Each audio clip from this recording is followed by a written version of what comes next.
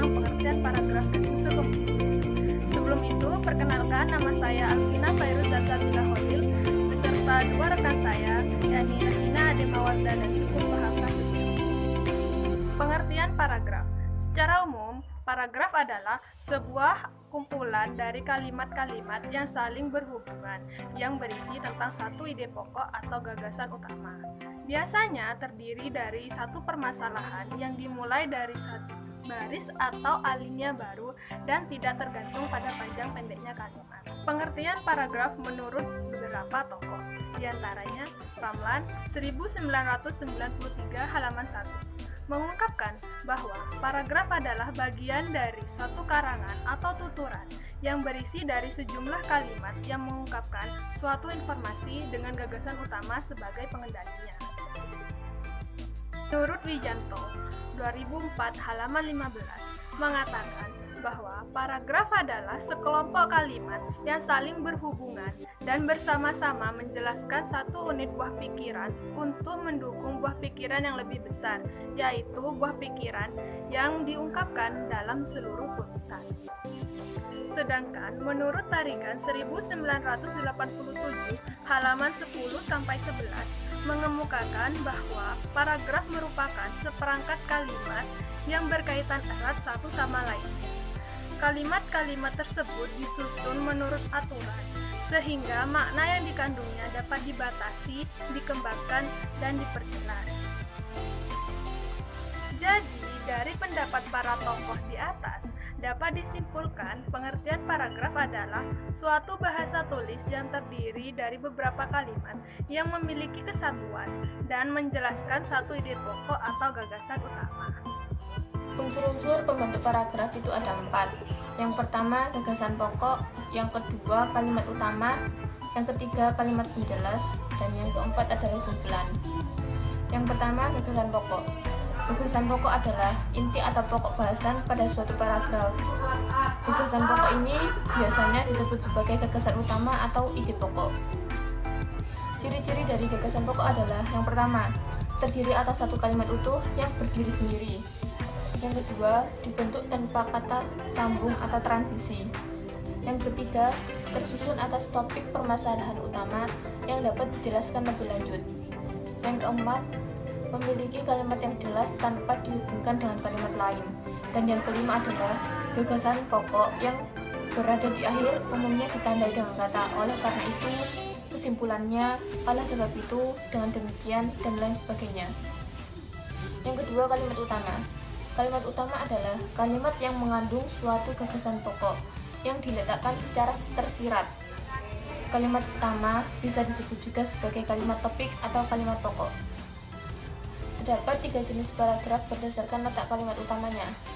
Yang pertama, letak kalimat utama yang berada di awal paragraf disebut juga sebagai paragraf deduktif. Kalimat utama yang berada di akhir paragraf disebut sebagai paragraf induktif. Dan kalimat utama yang berada di awal dan akhir disebut sebagai paragraf campuran. Kalimat penjelas, pendukung atau pengembang.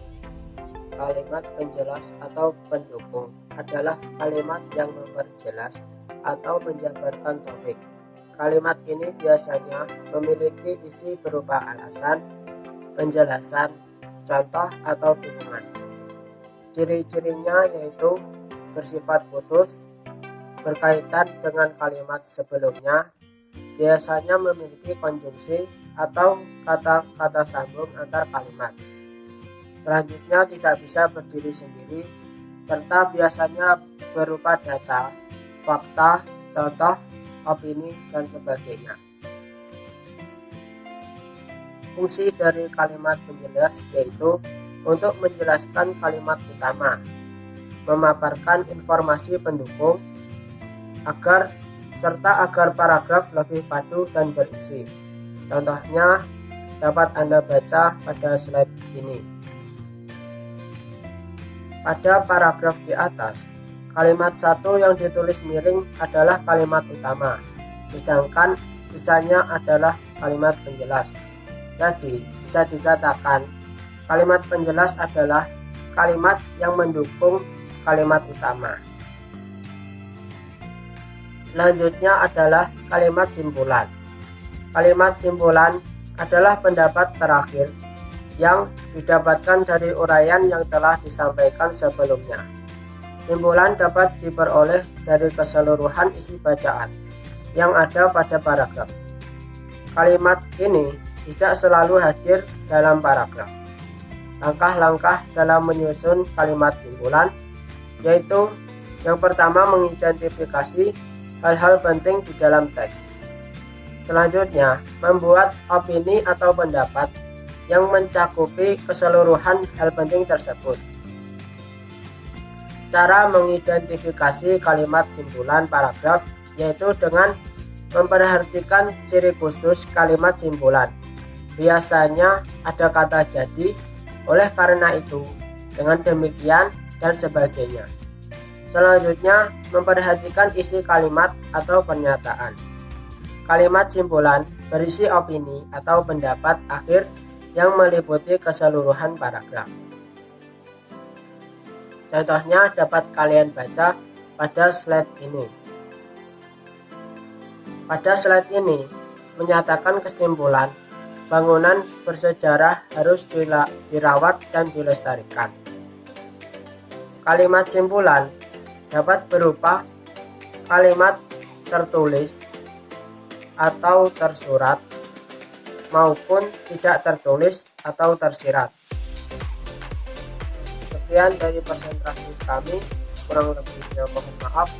Wassalamualaikum warahmatullahi wabarakatuh dan terima kasih atas perhatiannya.